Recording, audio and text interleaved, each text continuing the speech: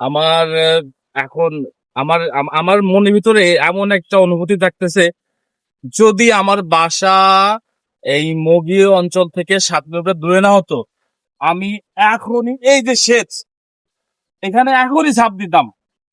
আসলে একটু কাছ থেকে দেখাও যে এত সুন্দর লাগে। আমি আসলে শহরে, আমি আমরা বন্ধু বান্ধব মিলে সবাই কিন্তু গ্রামে চলে যায় শুক্রবারে, সেচ থাকলে সেখানে গোসল করি।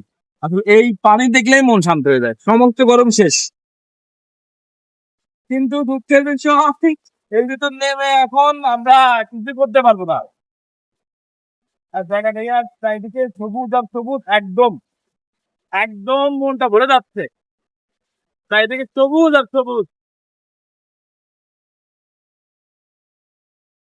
সৃষ্টিকর্তা আসল রূপ, মাঠ প্রান্তর। ঠিক আছে।